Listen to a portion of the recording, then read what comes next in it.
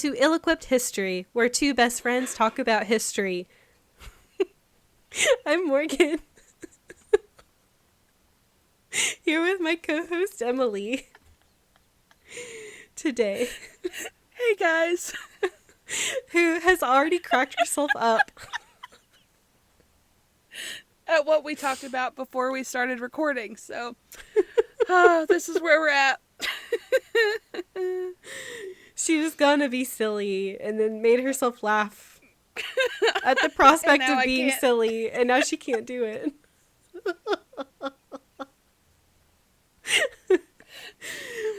I don't know if y'all know this, but I am a sympathy laugher.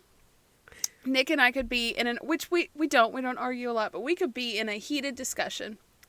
And if he says something that's funny and starts laughing, it doesn't matter if I'm so angry I'm seeing red, I will laugh with him. It is involuntary. I am a sympathy laugher, so if anyone's laughing around me, I don't even know what's going on, but a giggle comes out regardless of the situation. And I'm someone who it's just very easy to make me laugh. I find very silly things very funny. And I think I love your laugh, Emileigh, and it makes me laugh. Thanks. So, as you guys have probably guessed by listening to us, this is like, what, our 20th episode? Woohoo! Yeah, something like that. Woo-woo! We make each other laugh a lot, so... Yeah, it feeds off of each other, because if she starts laughing at me, I'm done for. I can't help it. I can't. I used to have to leave the room if my dad and I started laughing. Mom would make us go into separate bedrooms, and then we would come back out and then laugh at each other again and like go back to our rooms, like, because we couldn't contain it. Sympathy laughing is hereditary, turns out. Oh, that's so fun. I love that. Yeah, so Dad and I just laugh at each other for no reason. Mm-hmm. It's great. It annoys the shit out of Mom sometimes. Oh, boy. Oh, so... Right, we're covering something today. We are. We do have a topic. We have a topic. So, surprise... This is mine, and also not really a surprise. Mine's over something that's a little more dense. I didn't realize it was going to be so dense. So to kind of like start it off, I got this idea when I went to Scotland to visit my sister. I saw this was referenced everywhere we went. There was a plaque or like I don't know what, like a museum exhibit or like a big sign that mentioned Jacobites in Scotland. And I was like, what is that? And so I was trying to I went to the National Museum of Scotland and they were mentioned a lot, but nothing was really in a linear. So I was like, maybe I'll cover that. So I got a book about the Jacobites, and it's like, I'm going to research it because it's about a rebellion. And oh boy, I feel like I just took like a medieval history 101 class. Doing research. That's how you know it's a good topic. I'm going to try to make this as interesting as possible because, like I said, it's this very dense. It takes it spans over 60 years in European history. So there's a lot of shit that was going down constantly all the time. There's a lot of people involved. And they're all related. So I'm going to try to keep things as succinct and descriptive as possible. And if Emileigh, since you're here, if there at any point that you're like, wait, what? Please let me know, because I've read over my notes so many times I'm blind to them now and I have no idea what they say. So I got it. I got you. Also, before we jump in, this topic is a bit divisive because it takes place during the Protestant Reformation in Europe, which was very tumultuous, religiously, politically. I don't want any of our listeners to think that I agree with a particular side. If I convey that in my notes, that's not what I mean to I try to be as neutral as possible.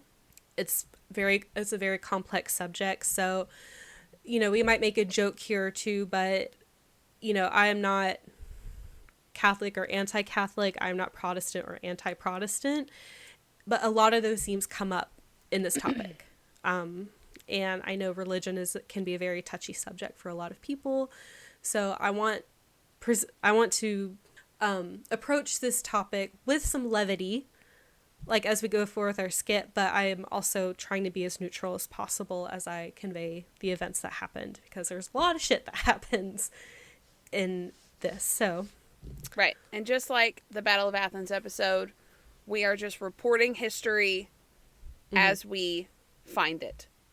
Yes. It is not a reflection on any of our ideals or anything. Or opinions or values or anything like that. We're just reporting it as I'm seeing it in my research. Exactly. So, yay. That was kind of a bit of a long introduction, but I just wanted to get that out there because,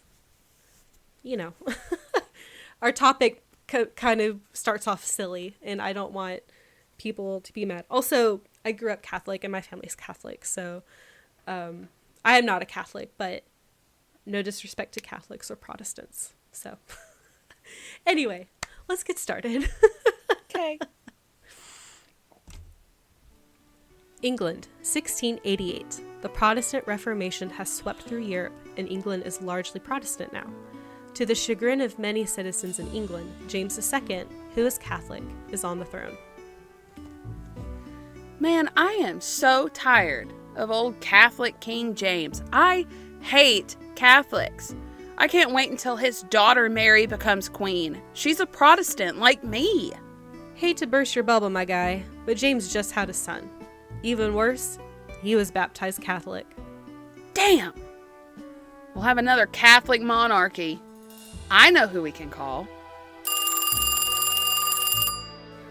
Hello? Hey, William? Can you come conquer England? Sure. Thanks! William, quote-unquote, invades England and faces almost no resistance. Hey, I'm conquering you. Get out of here, James, even though you're my father-in-law. No fair! I'll be back. You'll see.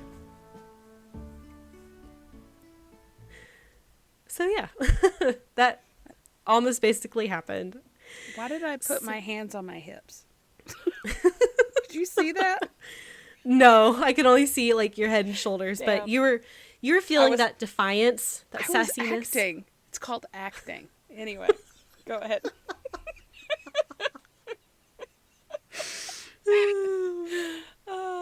Okay, so we're talking about the Jacobite Rebellion. It's actually a series of rebellions that took place between 1689 and 1745, namely in Scotland, but it also involved Ireland and England, France, Spain, Austria, Germany. Like, it was a whole big thing. But mostly Scotland. A lot of the Jacobites were Scottish, namely Highlanders in Scotland, so people from the mountains. And I'll go more into who the Jacobites were, why they were called Jacobites, and what they stood for. But in order to talk about the Jacobites, we gotta go back. We gotta go way back. Way back. So first we're going to talk about the House of Stuart. So the Stuarts were a royal Scottish house dating back to 1371 when they first took the throne. So they had actually been very heavily intertwined with the throne even before they became royals. And they actually got the name Stuart because historically they were stewards of the royal family. And so it just kind of morphed into Stuart. Okay. There we go. I love name history, by the way. I do too. It's Was it like entomology or something like that? I love it. I think so. Yeah. So the direct male Stuart line ended in 1542 with the death of James V. His daughter Mary, Queen of Scots, ruled until her son James VI took over in 1567. The Stuarts joined the English royal line in 1603, and James VI of Scotland also became James I of England. So he was James VI and first. Because 6 of Scotland, 1st of England. Okay. Also, a fun fact, we're bringing it back a little bit. So James the 6th and 1st, his great-grandmother was Margaret Tudor, who was Henry VIII's sister. Ah. Yeah. Okay. So we're going from the Tudor line into the Stuart line. And so basically the Stuarts replaced the Tudors as the royal family in England. In 1625, James I's son, Charles I, became king. And I'll go into this a little bit more later, but he was executed in 1649 during the English Civil War. So the Stuarts were no longer the royal family until 11 years later. The Stuarts returned to the throne in 1660. Charles I's son, Charles II, became king. And then when Charles II died, his brother, James II and 7th, took over in 1685. Again, like, if you guys listened to my 6 Wives of Henry VIII, there was like 4 different names. Same thing in this. Like, there are so many Charles, there's so many James, there's several Marys. Like, wonderful. I'll do my best to be specific, Okay. Yes. So that's kind of just a background of the House of Stuart. Because the Stuart line it's why the Jacobite rebellions happened. Okay. So now we're going into the political and religious turmoil in Europe. So in the time leading up to this, Europe itself was in crisis. The Protestant Reformation was sweeping through all of Europe, and it led to a lot of conflicts. And it wasn't just England. I was going through my sources, and it listed all the different countries with major conflicts, like Iceland and Germany and France and Spain, and it was just all over Europe. There'd already been some small occurrences of religious reformation throughout Europe for several hundred years prior to the Protestant Reformation, but they were all very small and just didn't gain a lot of traction. Then when Martin Luther released his 95 Theses in 1517, that kick-started the big pushback against the Catholic Church. Catholicism traditionally was a belief in divinely ordained authority. Like, the king is divinely ordained. The Pope is divinely ordained. Like, it comes through God. Whereas the Protestantism was more, everyone has agency. We all have a chance. And we're all responsible for our own fate. More kind of line of thinking. And as the Protestant Reformation gained more traction throughout Europe, anti-Catholic hate spread across England, and this extended to a social cleansing that occurred in Ireland and Scotland. So Catholics were persecuted, and a lot of them were killed. Yeah, it was really bad. Yeah, again, a lot of turmoil, a lot of fights, battles. It was really bad. So, additionally, there's so much war. There's like 85 wars I'm going to talk about. Additionally, there was the English Civil War, and that lasted from 1642 to 1651. At the same time, there was another war going on called the War of the Three Kingdoms from 1639 to 1651. And that was between England, Ireland, and Scotland. So England, Ireland, and Scotland were all fighting, and England had a civil war. It's just a lot going on. Yeah. And one of the things that kind of kick-started something that was going on at the same time, was the Union of the Crown. So England was trying to unite Scotland and Ireland under its banner. And Ireland and Scotland did not want to join England in one union. And one thing that happened is Ulster in Ireland was yoinked, basically, from the Irish Catholics that had been living there. And Protestant English and Scottish farmers took over. And the citizens that had previously lived there were now forced to work on their own lands as servants. No! It's just, a lot of shit is going on. So there was rebellions going on in Ireland, and Oliver Cromwell came in, if you guys know that name. He was a scary dude, but he was really a key figure. I don't go a lot into him because he doesn't have a lot to do with the Jacobite Rebellion, but he was like a general in the army, and he was responsible for a lot of stuff going on. But he responded with severe violence in Ireland to the rebellions. Oh boy, a lot of stuff going on. So now Charles the First. Let me get out my chart here. Okay, so he was the son of James the Sixth and First, who became king, the first king of Scotland and England. So Charles the First is his son. He was not a great ruler. He had a lot of ideas that were not super popular, like the king's divine right to rule. Again, which is more of a Catholic ideology, which did not go well with the Protestant ideology. He refused to abide by the demands of the victors of the Civil War, and the victors wanted a constitutional monarchy. So he was executed for treason, basically for being tyrannical. Okay. So when he was executed, the Commonwealth of England was established, and this was a republic with a representative parliament. And it lasted from 1649 to 1660, so 11 years. It didn't last a very long time. Right. It wasn't super great. It eventually became very restrictive, very stifling. So the Stuarts were invited to come back into the ruling power in England. England was like, whew, oh boy, okay. Whew, that didn't go so well, so come back, king, thank you. Yes, sorry. So because Charles I was dead, his son Charles II became king. And this is called the Restoration. So Charles II decreed the Royal Declaration of Indulgence, and that basically said that anyone could choose their religion and not be persecuted for it. Good for him. Which sounds really great. Yeah. Everyone hated it. Uh, It was not a popular idea at the time, mostly because the Protestants wanted the Catholics to stay out of England. They're like, no, like we don't want Catholics here. my way or the highway kind of mentality. Basically. Yeah. Charles II was king, and then he died. So his brother, James II, became king. And so this is James II and 7th. Okay. The problem was he was a Catholic. Oh, no. Uh-oh. And that did not go well with Protestant England. Of course it didn't.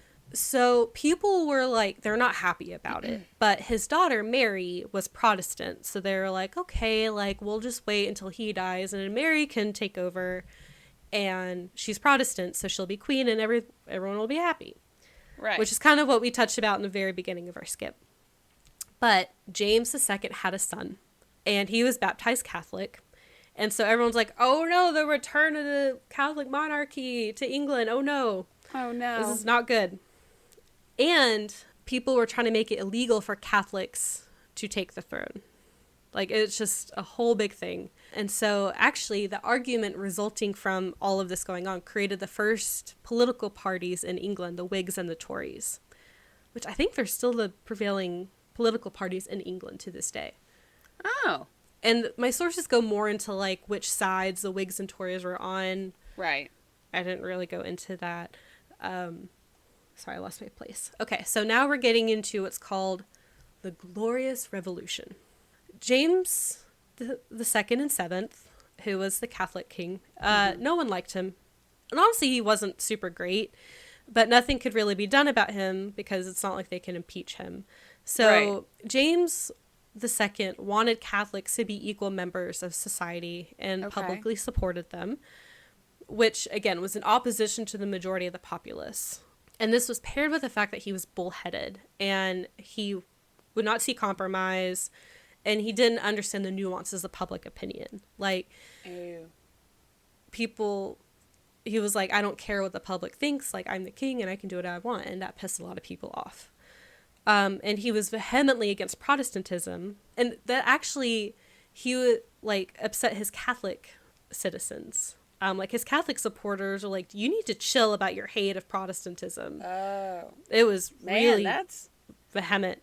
He must have really hated them if the Catholics were like, whoa, hold on a minute. Yeah. It was crazy. And again, James Edward, who is James II's son, was born, and that prevented Mary, his Protestant daughter, from becoming queen because he took precedence over her in the line of succession. And he was baptized Catholic. So the people of England were desperate to remove a Catholic from the throne. And so they basically organized a coup d'etat. So they rung up William of Orange. So his real name is William Henrique, but his So William of Orange, his father was he was William II of Orange, which is in the Netherlands. And his mother was the daughter of Charles I. So he's Charles I's grandson. So if you go, I have like a little family tree type thing. Let me scroll down to see it. So Charles I, he had 3 children that I saw reported. Charles II, James I, and Mary. So William is Mary's son. Okay. And okay. So William is the nephew of James II and Charles II. Got it. And William was married to his cousin Mary, who is James II's daughter. So yeah. James II had Mary, Anne, and James Edward. Yes. And then James II's sister Mary had William. Yes. And William and Mary Jr. sort of. Yeah. Are married. Ew. Okay. Because they're cousins. They're first cousins. So yeah.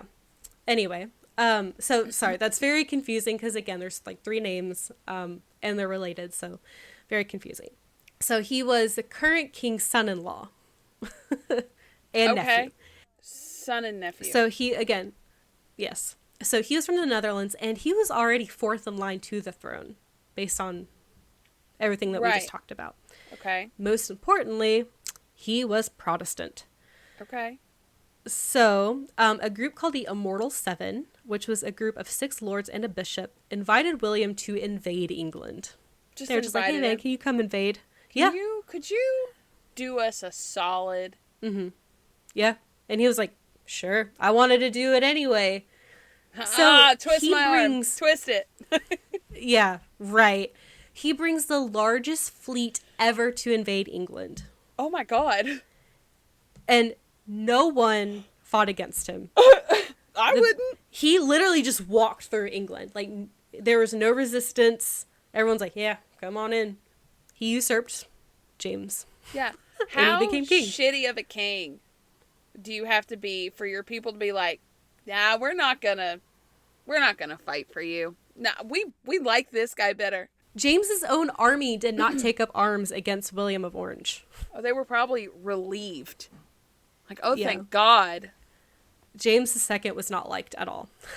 So James II fled to France. And I think he was sort of related to King Louis XIV of France. I think they were like cousins or something. I don't know. It's so hard to keep track of everything. Because James fled, everyone was like, oh, he abdicated. So now William is king. And This was in 1688. Okay. So the Whigs, how I said the Whigs and the Tories came Right. from all the fighting about thing. So the Whigs allied themselves with the king, William, and the Campbell clan of Scotland. And the Campbell clan of Scotland was a very, very powerful political clan. And those who supported the coup are called Williamites, as opposed to the Jacobites. Okay. The Tories and the Episcopalians supported the Scottish return to rule through the Stuart line. And one of the documentaries I saw said that, there's a lot of sectarianism going on because of the Protestant Reformation, and, the different, Catholic and Protestant was being further, distilled into different ideologies. So this is how Episcopalianism and Presbyterianism came into being as well. Okay. So it was just a note, but that's how we got the Presbyterian and Episcopalian. So Episcopalian is closer aligned to Catholic, and then Presbyterianism is closer to Protestantism. Whew. Okay. So things had settled in England with William on the throne. Right. But the Highlands in Scotland, they were getting ready for war. So now we're going into the first Jacobite Rebellion. Okay. Jacobites were counter-revolutionaries. So when James II was deposed, that was considered a revolution. Okay. It's actually called the Glorious Revolution in history. Everyone hated this guy. So the Jacobites were counter-revolutionaries. They wanted things to go back the way they were. Oh. They wanted to restore the previous religious structure of the land under James II, or Jacobus in Latin. Oh. Therefore, Jacobites. Okay. So 4 months after James was deposed, the Jacobites, which were mainly composed of Highlanders in Scotland. There's some in Ireland as well. They started gathering an army. So the main guy in this part, gathering the Jacobite army, his name is John Graham. He is the first Viscount Dundee. And in some sources, he's just called Dundee. Mm-hmm. In other sources, he was called something else, like Cleaverham or something, because he was a lord of Cleaverham or something. But it gets confusing because, like, you have a name, but then, like, you're called by your title. I don't know. It's confusing. So I'm just going to call him John Graham. Okay. He went around Scotland and gathered forces for the rebellion. And included in the first Jacobite rebellion included the MacDonalds of Glencoe, Keppoch, Glengarry, and Sleat, the Macleans, the Camerons, the Clan Renlad MacDonalds, and some Irish troops. Okay. And those were all very prominent clans in the Highlands in Scotland. So, boom, rebellion starts. They start fighting. The Jacobites captured Perth in Scotland in May of 1689, and that was the official start of the Jacobite Rebellion. And other battles occurred between the government and the rebellion. So I'll say the government several times, and this is like the royal government. This is on the side of the king or the monarchy, and I'll distinguish it by using rebels, because they are. So now we go to the Battle of Killiecrankie, which is very fun to say. Killiecrankie? So this is a big conflict between John Graham and a general named Mackay. And I see where I meant to follow up on who Mackay was, and I forgot, so I apologize. But he was a general for the government. Okay. So Killiecrankie, I think it was like a moor or like a pass. It was a pass. On the bottom, you have Mackay's troops. Right. And on top of this hill, you have Graham's troops, the Highlanders. Got it. And the Highlanders waited until the sun set, and then they did a big Highland charge down the hill. And the Highland charges, they're all yelling, they're brandishing their broadswords and their rifles and whatever else they have. Big conflict. So the Jacobites so Graham had more people than Mackay. Mackay's troops were a lot more experienced. A lot of them were veterans of a previous war that had happened. But the Jacobites had between 700 and 800 casualties, while Mackay had about 1,800. Wow. So Mackay's men had almost double the amount of casualties in this battle. Graham was killed in this battle. He was shot. And it was a major blow to the Jacobite cause because he was really the only one on their side with a lot of military experience. Like, a lot of these clansmen in the Highlands, they were within the Highlands, and maybe they had wars with each other, but a lot of them were farmers or politicians, not a lot of war experience. So he was killed, and when they were trying, sorry. No, you're good. I skipped a big piece. After the Battle of Killiecrankie, they tried to capture the city of Dunkeld, but it failed. And I was trying to find details about how it failed, but there wasn't a lot I could find. But this basically made the Jacobite cause collapse. Even though they technically won the Battle of Killiecrankie, they lost Graham, and then they failed to capture the city. And then in 1690, another Jacobite encampment was attacked by the government's forces. 300 men were killed. And again, that was even more devastating to the Jacobite cause. No. So it's basically just disintegrated. So at the same time, so in Scotland, we have the Battle of Killiecrankie. Now we're shifting over to Ireland. In 1689, James II, he had been hiding out in France. He comes back to Ireland 4 months later, something. It was very soon after he fled. He comes with 500 French troops to Ireland and was ready to lead the Jacobite army in Ireland. And he had 35,000 Irish soldiers at his side. So they went through and fought Protestant forces and government forces for several months throughout Ireland, and they were pretty successful. James II ruled Ireland, and the Irish Catholics prospered for a brief time, but they couldn't capture all the Protestant settlers that had come in and taken all the Catholics' land previously.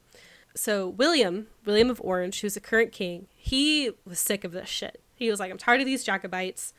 I am personally going to make sure that this rebellion is quashed. Right. Because England was constantly fighting France. They were always at war. I can't between me researching the 6 wives of Henry VIII and now this and like some other things, like I can't find a time when England and France were not at war with each other. Right. And this is no different. William was like, these annoying rebels and frickin' James fighting over here. I need to focus on France and direct my military to France. Right. So the king personally goes out to quash these rebels. James and William's forces met at the Boyne River in June 1690. That's also very fun to say. Boyne River. So this is the Battle of the Boyne. James himself commanded 23,000 men, most of which were inexperienced, and he himself was not a great military commander. Oh no. William commanded 37,000 men, and he was a former soldier himself. An excellent strategist accomplished. So James II did not have as many troops and was not as experienced. And William had, twice as many and was experienced? Not quite, but yeah. Almost twice as many and was experienced. Well experienced. And had 8 times the artillery. Jesus Christ. James II had. You could probably imagine. James brought a knife to a gunfight. Basically, okay, yeah. Yeah, this didn't go so well for James. No. So James retreated, and this was technically a victory for William because the Jacobites retreated. Right. But the rebellion had not been quashed. Okay. They retreated. And he wanted it smashed like an ant under his boot. So there was continued fighting in the Irish city of Limerick, which I did not know was an actual town. I'm sorry, Ireland. Huh, I didn't either. And so there's eventually a treaty that was passed in Limerick. I think it's called like the Treaty of Limerick. It was basically like, okay, we're disbanding the Jacobites in Ireland. And James once again fled to France, never to return. And he died shortly after in 1701. So he died like 11 years later. So what, was he trying to take his throne back? Poorly? Yeah. Okay. Yes. Yeah, that was what the Jacobites wanted. They wanted to restore James to the throne. Right. They wanted to restore the Stuart line to the throne because the Stuarts were historically Scottish. Historically, they had been Catholic, and then they became Protestant with the Protestant Reformation. And then James II was Catholic, and a lot of the Highlanders were Catholic. Okay. And they were tired of the persecution they had been experiencing, and then like the unrest with basically an outsider coming in. Like, he was related to the Stuarts, and the Stuarts still technically were on the throne, but he was from the Netherlands. He wasn't Scottish, right. And he was on the throne. So that was kind of what was going on there. And also, like, James II and the Highlander Jacobites, they didn't like each other very much. Yeah. James represented the old ways, and he used the Highlanders to fight for his cause. The Highlanders, like, they wanted James back on the throne, but it wasn't necessarily him as a person. They wanted their history back on the throne. Right. They wanted a Stuart to be reinstated on the throne. They're more like nationalists. They wanted things to go back to the way that they were. It was probably not the best, like, I'll go into it, like, I go into it at the very end, but they were just kind of on the wrong side of history a little bit. Yeah. England needed to change, and they were very resistant to that change. Yeah. Is everything, like, are you able to kind of, like, keep track of everything? I am. Like, it is definitely helping me, and it might help our listeners, that I am looking at these people's faces. Morgan has them, like, named for me, so I'm a visual learner, so I'm looking at these people's faces, and I'm really looking at the little family tree she made for me. So I don't know if maybe you could Google a family tree and follow, because I've been following along visually as she tells me. So that might help a little bit. A lot. It helped me a lot. I'm visual. So yes, I am following. I am too. Yeah. Okay. Because again, like, this is very dense and it's very edited. Yes. There's a lot more information, of course. And I just really was trying to keep it streamlined. As cliff notes as possible. I'm trying. Yeah. I'm really trying here. So The Second Jacobite Rebellion. So a deal was made for the chieftains in Scotland to confirm their allegiance to William with a promise of £12,000 and a full pardon to help end the uprising. So if you're a former Jacobite, you could agree to pledge your allegiance to the flag. Of the United... I'm just kidding. No. The thing is that you had to agree to swear fealty to William by New Year's Day 1692. By this date, the members of the MacDonald clan in Scotland had yet to swear their allegiance to William. Were they the only ones that hadn't? For the most part, yeah. Like the clan themselves. So the Secretary of State for Scotland, Sir John Dalrymple, I think I said that right. Sure. He issued an order for attack. On February 2nd, 1692, Arthur MacDonald, who was the chief of the MacDonald clan, 33 other men, 2 women, and 2 children were slain. And this is known as the Glencoe massacre. You know, this pissed off a lot of Scottish people, and they're like, "Hey, William, what the hell?"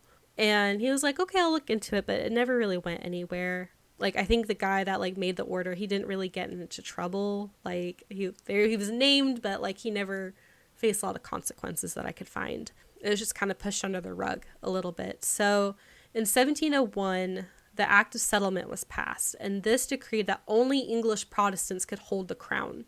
So it was very limiting to who could rule England. Yeah. So William's sister-in-law, Anne, again, like she's one of James II's, she's James II's other daughter.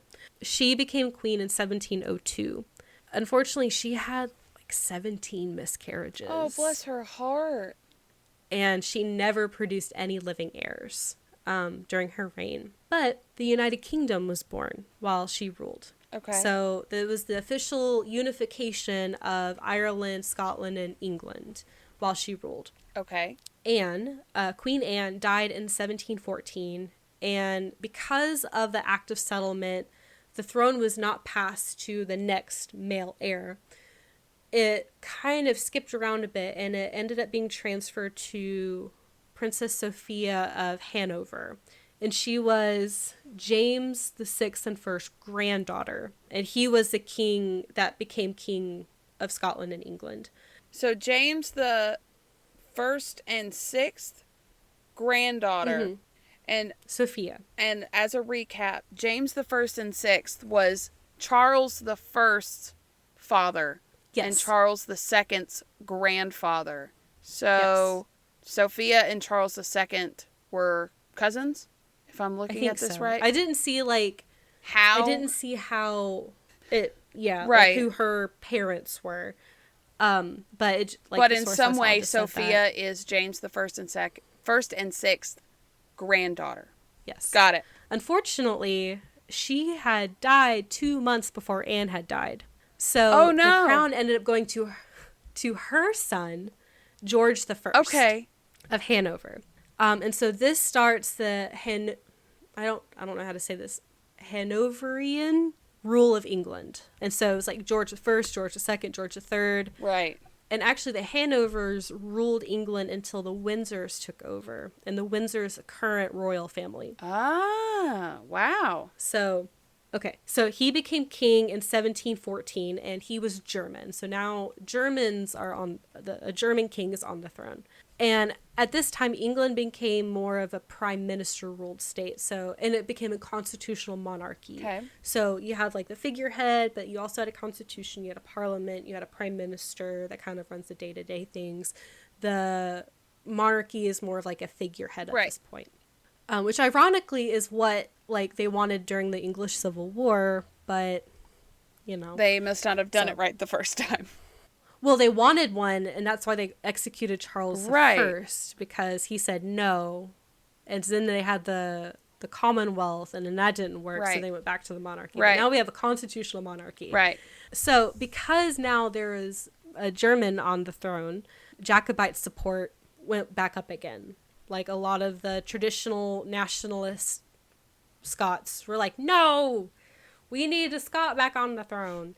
The Jacobites came back up. So James Edward Stuart, who's the son of James II, who, we talked about him coming in to invade.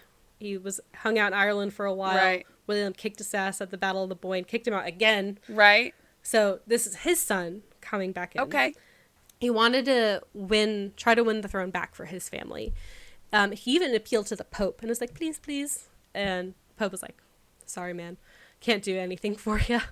So a man named John Erskine, or the Earl of Mar, took it upon himself to raise a Jacobite standard in honor of King James III and VIII, which is James Edward Stuart. So, and the royal parliament responded by taking land from Jacobite supporters and giving it to royal supporters. Oh, God. It's just a mess. So much pettiness. It is. It's like, yoink. So much like yoinking of land and giving it to other people. We're going to take this and we're going to put it over here. Basically. So the Jacobites took to arms and they captured Inverness, Aberdeen, and Dundee. So they really hit it off. They started immediately. By October 1715, the Earl of Mar's forces numbered 20,000. Like, big army. Yeah. The Jacobites had captured all of northern Scotland above the Firth of Forth. Damn. Which it's just a fjord in northern Scotland, except for Stirling Castle, which, fun fact, I got to go to when I went to Scotland. I'm so jealous. So the plan was to capture Stirling Castle and then head to England and meet up with the Jacobites there, because a lot of the Jacobite forces were in Scotland and Ireland, but there were also Jacobites in England as well. The opposition, we bring in contestant number 2, John Campbell, also known as the Duke of Argyll. He was Scottish, but he was with the government. Okay. He went to go intercept the Earl of Mar's men at the Battle of Sheriff Muir. So Mar's men had between 7,000 and 8,000 men, and the Duke's troops numbered between 35,000 and 4,000 men. So the Jacobites outnumbered the government. Right. But the Duke's men were, like, it's kind of a repeat of what happened at the Battle of Killiecrankie. The Duke's men were a lot more experienced in combat. A lot of them were veterans of the War of Spanish Succession, because there's always a war going on. So at one point, it seemed as though Mar was about to achieve victory, but for some reason they retreated, even though the Duke's men had experienced a lot more losses. And, like, no one really knows why. One theory is that Earl of Mar thinks the Earl of Mar thought they won, and then they left. But the battle was still going on. Oh. So it was kind of like a victory for the government. Like, oh, they retreated, so we won, even though we lost more men. Huh. I don't know. It was very confusing. Yeah. And there's also an unsuccessful battle in England that happened at the same time. Again, the Jacobites, they kind of dissolved. They never recovered from this, and the Second Rebellion ended there. So it's just like they fight, and then they fight, and then they fight. In December 1715, James Edward, who's James II's son, he landed in Scotland right after all of this happened. And much to his chagrin, the Jacobite forces were dwindled to about 5,000. So it went from 20,000 to 5,000. At the end of January 1716, James left Scotland. So he was only there for like 2 months. Oh my God. He was there and he left. And he's known as the Old Pretender. And we'll know why in a minute why he's called the Old Pretender. So many Jacobite prisoners that had been captured were sentenced to death for treason. But through the Indemnity Act of 1717, that pardoned all surviving rebels except for the Clan Gregor. I couldn't find why this specific clan was exempt from the Indemnity Act, but all surviving rebels were pardoned. Okay. So this one's real short and sweet. Third Jacobite Rebellion. Real short and sweet. So James Edward, he tried again in 1719 with assistance from the Spanish. Okay. So Spain was at war against Great Britain, France, the Netherlands, and Austria. And they wanted to invade England to kind of be a distraction. Right. And they were like, we're going to land in Scotland, distract them, and then, like, invade England. So there's a horrible storm. Out of the 7,000 Spanish troops set to land in England, only 300 made it. Oh, no. So there was a battle, the Battle of Glen, and that was an alliance between Spain and the Jacobites, but they were beaten very easily. Yeah. There were only 300 of them. Really a big battle. Yeah. So that was the Third Rebellion. That was it. Oh, no. Not very successful. So around this time, James Edward, he married a woman named Maria Clementia Sobieska, She was a Polish princess. Well, that's an awesome name. That's an Oh, I awesome know. name. It's so beautiful. Yeah. She gave birth to Charles Edward Stuart, who's going to be big in this final component. So, the fourth and final Jacobite Rebellion. So, there was continued instability in the UK. There was raises in taxes. There was riots. There was a mutiny at one point. Now we get into what's called the War of Jenkins' Ear. It's a legitimate war, like full-on war. Jenkins' ear? Please tell me we're talking about someone's actual ear. Yes. Oh, God. Okay, tell me. Okay, so starting in 1713, Great Britain basically had a monopoly on shipments of goods to and from Spain and its colonies. Specifically, the South Sea Company had a monopoly. Mm-hmm. This was very limiting not only to the other existing shipment companies in Great Britain, but also to the colonies. Because they're like, we want more goods than just what this one company can bring us. So this started a very expansive black market and smuggling and all that. So because all of this was happening, Great Britain allowed Spain to police the waters a bit. And they were allowed to board any British ship and utilize whatever methods they deemed necessary to quell the smuggling. This resulted in a lot of violence, a lot of robbery. It was not going well. So, a Scottish captain named Robert Jenkins was on his way from Jamaica to London with a cargo full of sugar. By all accounts, this was a legitimate ship. It wasn't a smuggling ship, but it was boarded by the Spanish, police, so to say, and they were trying to find whatever contraband he had on board. And he was like, I don't have any contraband. I just had sugar. He worked for the East India Trading Company, which is another huge shipment company. So they took him prisoner and cut off his ear. That's rude. There was already a lot of anti-Spanish resentment going on at the time, right. But he went back to England and it was like, they cut off my ear. And they're like, they cut off his ear. And not his ear. It led to more and more tensions between Great Britain and Spain. More things happened. And then at the same time, there was a border conflict between the British Georgia and the Spanish Florida in the Americas. So there was a border conflict going on there. Oh, so of course. It's just so many tensions. And eventually in 1739, war broke out between Britain and Spain. And this is called the War of Jenkins' Ear. And at the same dang time, there was another gosh dang war happening because all of Europe just fought all the gosh dang time. So. Wait. Europe was just like the Oprah of wars at the time. And you get a war. And you get a war. And you get a war. Basically. And you get a war. At the same time that the War of Jenkins' Ear is going on, there was the War of Austrian Succession that basically involved almost all of Europe. Wonderful. So not only were Great Britain and Spain fighting at the War of Jenkins' Ear, they were also battling each other in the War of Austrian Succession, along with France and Austria and Italy and the Netherlands and a bunch of other countries. Listen, they are spreading themselves thinner than I do on a daily basis, and that's thin. Yes, paper thin. It's paper thin. It's so thin.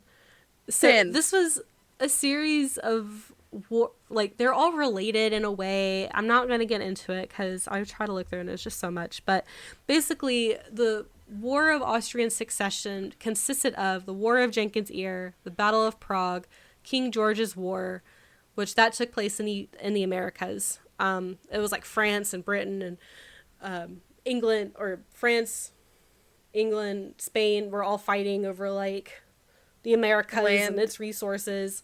The Battle of Fontenoy, and then finally ended with the Treaty of Aix-la-Chapelle. That's a name. And I think I saw, because of this Charles Edward Stuart, who, remember, bringing it back to him, he's the son of James Edward. Oh, Jesus. He was, kicked out of France because of the treaty. It was a big thing. Charles Edward Stuart, he's also known as Bonnie Prince Charlie or the Young Pretender. So his father is the old pretender, he's a young pretender. He wanted to follow in his grandfather's footsteps and claim, or his great-grandfather's footsteps, and have the divine right of kings to rule all of Great Britain. Like, this is something that was passed down to me by God. I deserve to be king of England. Yes. It's my God-given right to inherit this crown. His great-grandfather is Charles the First. Yes. Yes. Okay. And he had the idea of the right of the divine right to rule, right. Whatever. Yeah. Yeah. So at the same time, that bringing it back a little bit, I think I mentioned this earlier. So the unification of Great Britain. So like Scotland, Ireland, England, they're all unified. Yes. Scotland was not happy, and Ireland was not happy. They wanted to remain sovereign, and they no longer were. They lost a lot of their power when everything was unified. Right.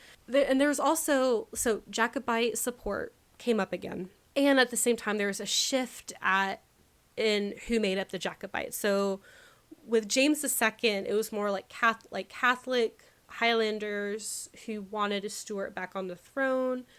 Whereas now it kind of shifted, like Catholics and a lot of Protestants that wanted a Scot back on the throne, basically. Like they were more nationalists. Yeah. They're like, we don't care if you're Catholic or Protestant. We just want a Scot back on the throne. Right. And we don't want the Union to be around. We want to dissolve the Union. We want Scotland to be sovereign again. We want our own king back. Got it. So Louis XV, who was the king of France at this time, he wanted to invade Britain because... Why not? With all these dang wars going on. Sounds like a fun pastime. Yeah.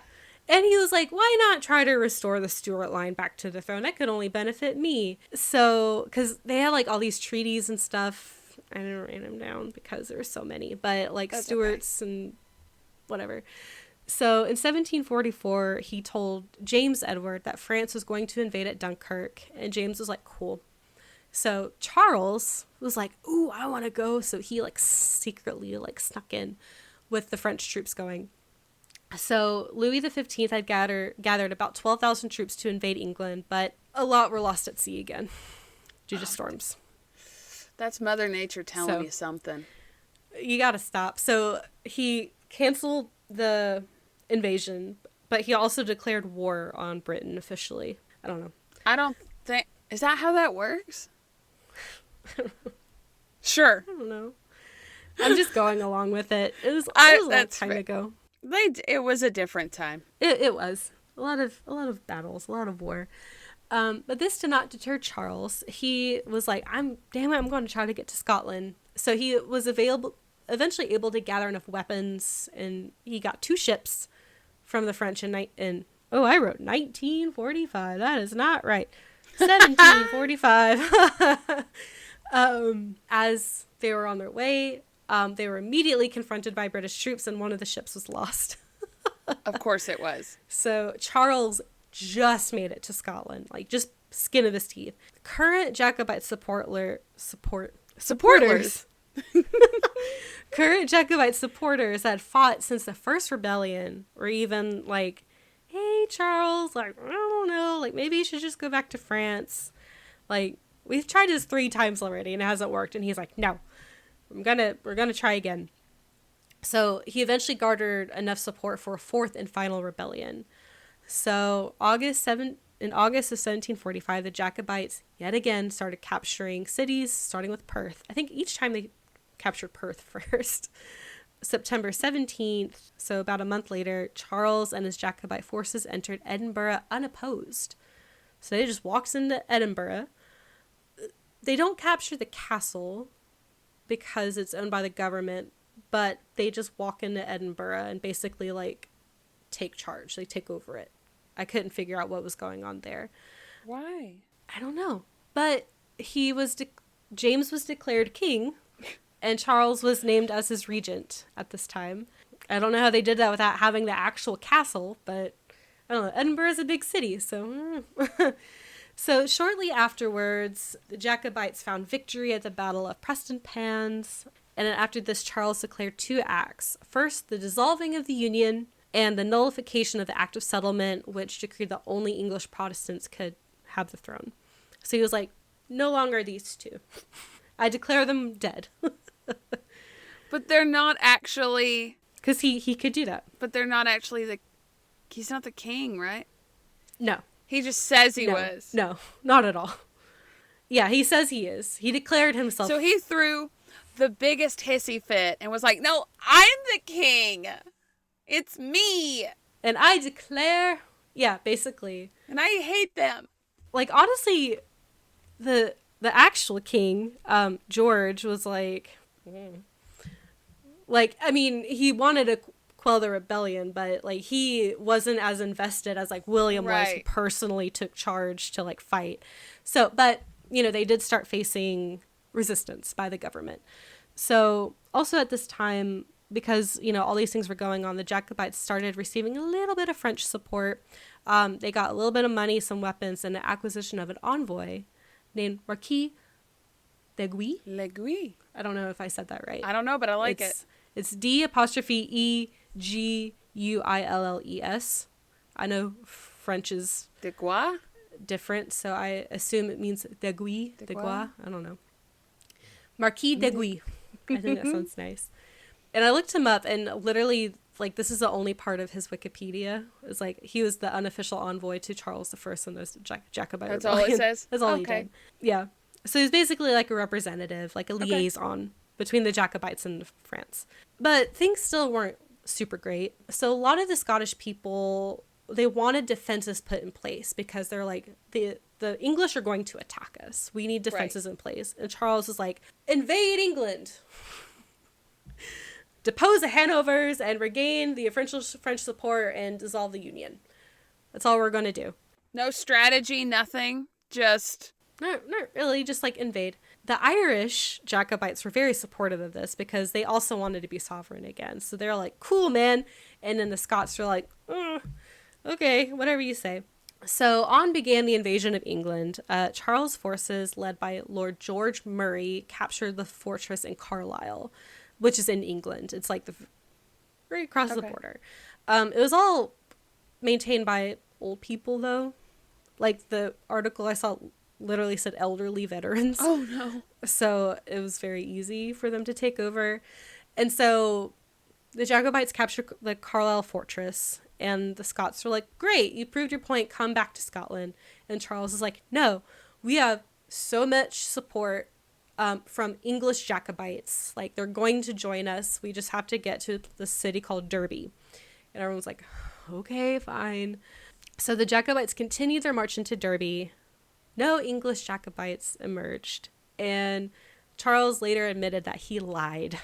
And that did not go well with his supporters. I am just, if you could see me, guys, right now, I'm She's so got her just... head in her hands. I don't know if I'm stressed or irritated listening to this, or both. I mean, dear God. It's a mess.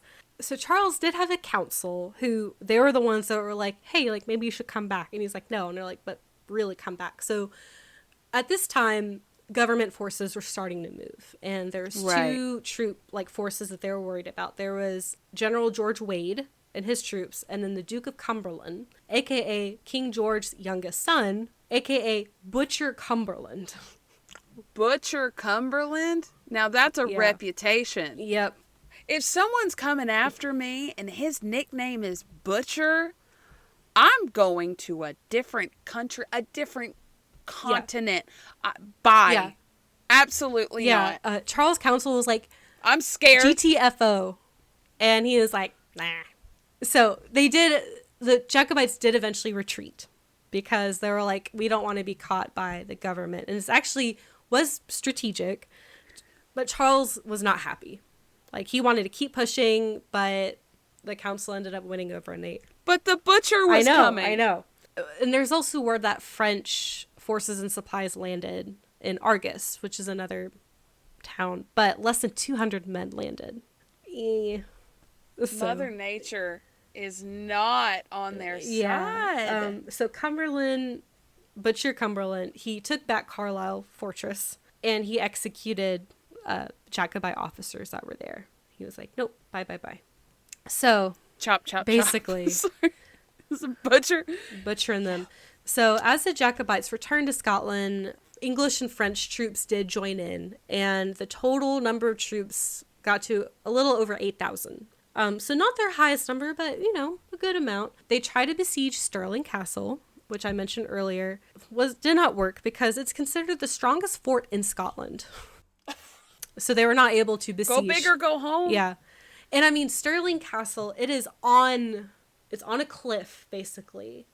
Right. And it's hundreds of feet up in the air. Like, it's not, like, on the ground. It's, like, way up there.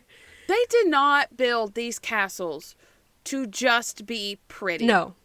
They were going for efficiency, and it's a stronghold. Yes.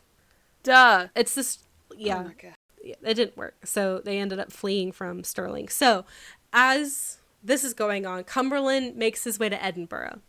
So he's narrowing in on the Jacobites. And so the Jacobites retreat to Inverness, which is another town. They're all kind of closer together. Cumberland's closing in. He lands in Aberdeen. And the Jacobites are in Inverness. But this was in January. So it's really bad winter. So both sides decide to wait out the storm and the weather. Right. Eventually, Jacobite leadership agreed that they would have to engage in battle because their supplies were dwindling. Right. Also, one thing that had been on the Jacobite side through all these different battles was that their method of fighting was through the Highlander charge. That it was a bunch of big, beefy men in kilts running at you screaming with broadswords. The first method was to intimidate. I would be terrified. It was terrifying. Yeah. Like, literally, troops would, like, run and flee when they saw it. But Cumberland's men had been trained on Highlander warfare, so they knew what to expect and they knew how to combat it. And they were ready for the Jacobites. So now we get to the Battle of Culloden on April 16th, 1746. The Jacobites had attempted a surprise attack on Cumberland's men during the night, but it didn't work. I was trying to find details about what happened. It just failed, and a lot of men just, like, vanished. Like, it said, like, some men had, like, gone wandering for food, but not all the men returned back to the battlefield by morning. So now you have about 5,000 men who are exhausted from being out all night, which is, like, not your full strength. And then they were going up against between 7,000 and 9,000 well-rested British soldiers. Oh, jeez. On top of this, the Jacobites had chosen a very poor land. So where they were at, there was at the Culloden Moor, which was outside Aberdeen or Inverness. But the ground is very soft and it was very marshy there because it's a moor. It's like a swamp almost. The entire battle lasted less than an hour. Between 1,000 and 1,500 Jacobites were killed. Culloden lost about 50 men. 50 men were killed. I think it was like 130 were injured, but only 50 men were killed in his army. About 1,500 Jacobites were killed. So even the Battle of Athens lasted like 10 hours or some shit. Yeah, this was less than an hour. Did not go well for the Jacobites. So Charles managed to escape. One source I read said that he fled the battlefield in tears.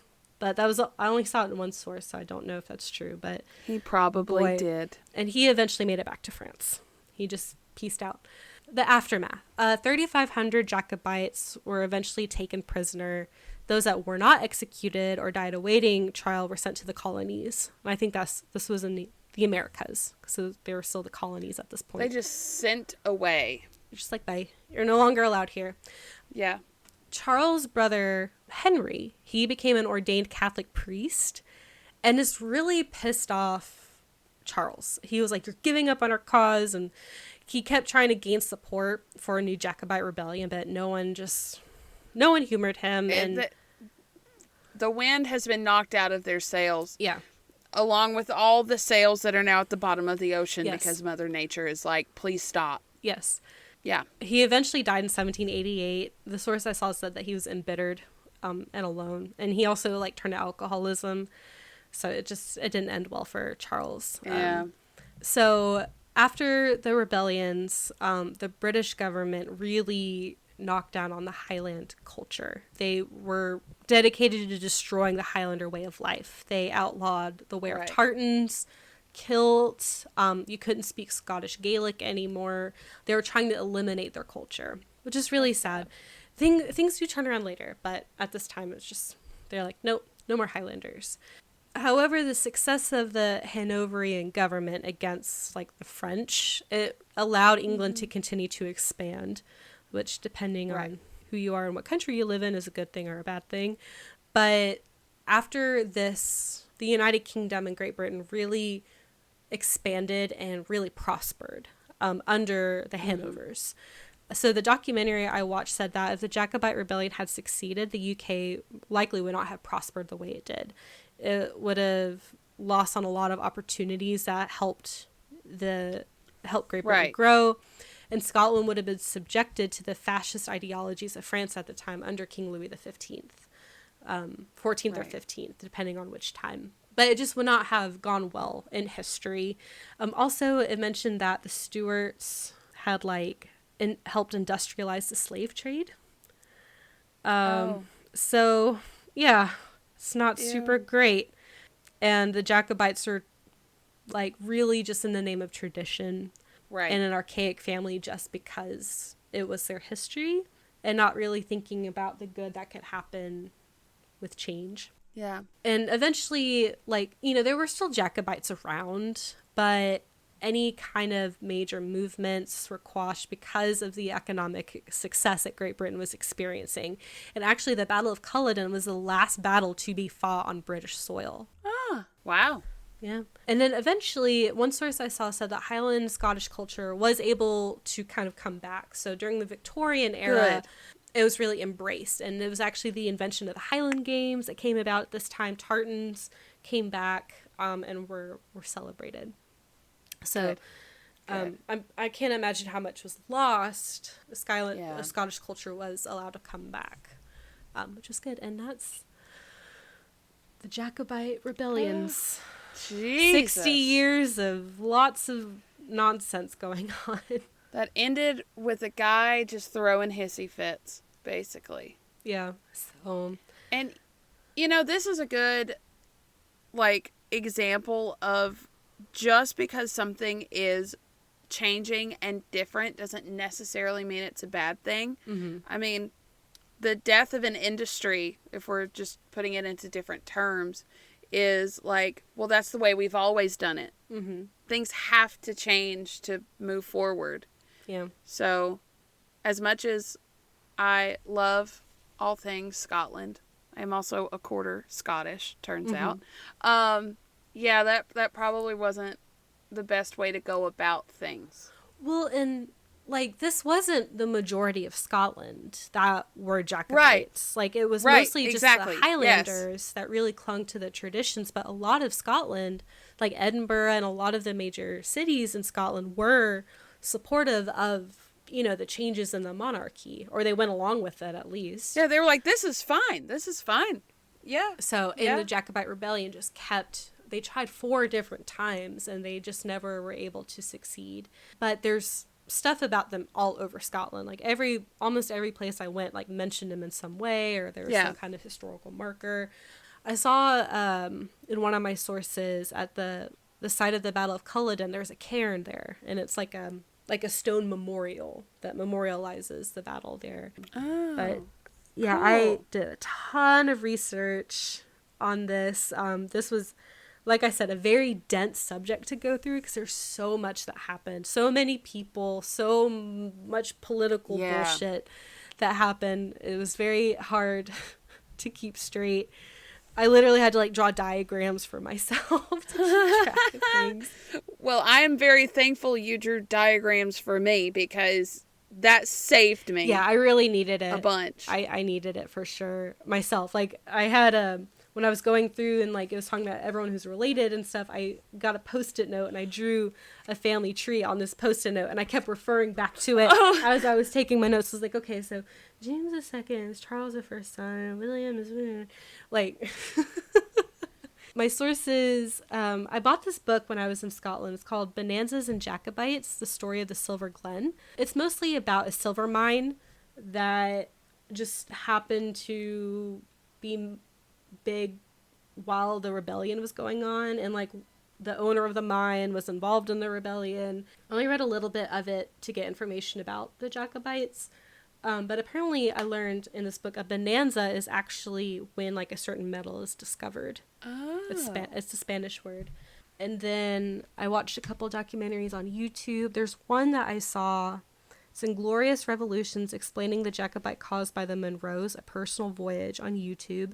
Definitely, like, I can tell this guy works so hard on this video. It's a long one. When I watched it, there was like, I don't know, like 18,000 views maybe. But it was really well done, Okay. very informative. And he has a little Scottish accent, so I highly recommend giving it a watch. And he goes into a lot more detail than I did. Britannica Encyclopedia, Wikipedia, ScottishHistory.org. I got a lot of information about the battles.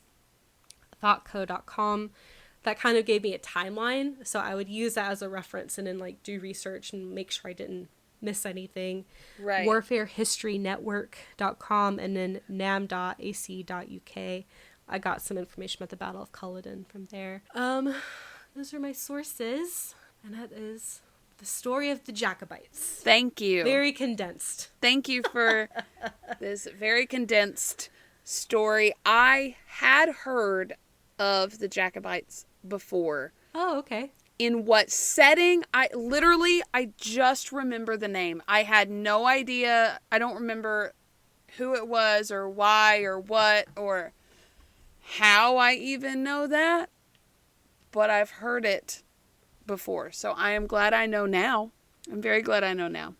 Yeah, of course. And, you know, I mean, I'm glad that I was able to take something that I did the heavy lifting for everyone. Got to learn about...